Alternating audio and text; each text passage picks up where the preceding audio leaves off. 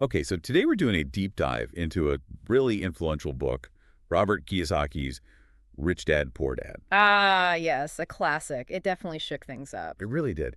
Its Yeah. whole core is about contrasting these two different ways of thinking about money, about wealth. Exactly. It's designed to give you, the listener, a perspective that goes way beyond just, your regular paycheck. Right. And our mission here is to pull out those key lessons, Mhm. especially that kind of surprising idea he pushes. The one that the rich don't actually work for money. Yeah, not in the way we usually think about it. Yeah. So maybe set the scene. The two dads.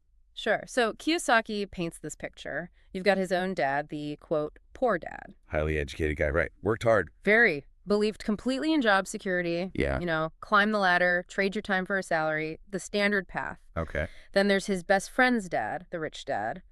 Less formal education, but a successful entrepreneur. And he had a totally different philosophy. Totally. He was the one who taught Kiyosaki the rules of the money game, how to make money work for you. It's a really stark contrast in thinking. It is. And that contrast, it really makes you question things, doesn't it? So many of us are just programmed, good job, steady income. That's the poor dad mindset, essentially. But Rich Dad offers this other way. Yeah. What was the big eye-opener for Kiyosaki about the rich not working for money?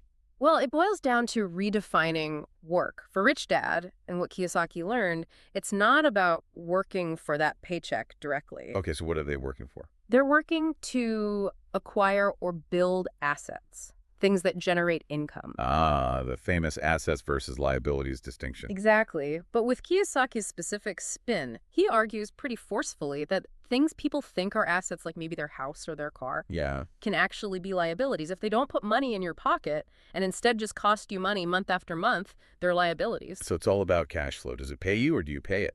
That's the simple test he proposes. Puts money in your pocket. Asset. Takes money out. Liability.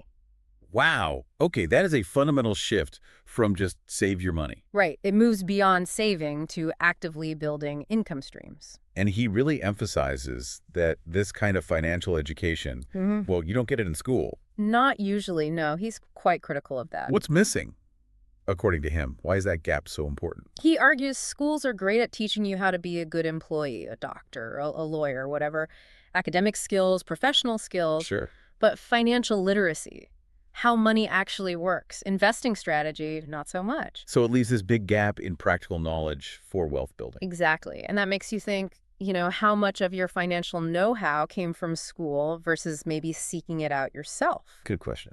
Kiyosaki really pushes the idea that financial intelligence starts with understanding that difference. Yeah. Assets like rental properties, stocks, maybe a business you own. Things that generate income? Yes. Versus liabilities, things that cost you money, like loans or unnecessary expenses, even if they feel like necessities. So it's less about what you earn initially and more about how you think and what you do with that money. Precisely. Rich Dad fostered that investor mindset, that entrepreneurial spirit. Poor Dad was more focused on security, maybe even afraid of financial risk. How does the book suggest we handle risk then, if we're following the rich dad path? It's not about avoiding risk altogether. That's impossible. It's about understanding it, managing it, learning from it, calculated risks. Okay. And this ties into another key idea. Work to learn, not to earn.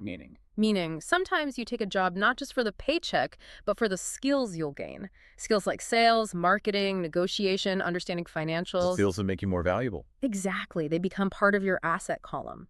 Think about it. Mastering sales might mean a lower salary now, but that skill pays dividends for your entire career. It's a long-term investment in yourself. That makes sense. Yeah. So bringing it all together, what's the big takeaway for someone listening? I think the core moral is pretty clear. Real financial success isn't just about the size of your paycheck from your job.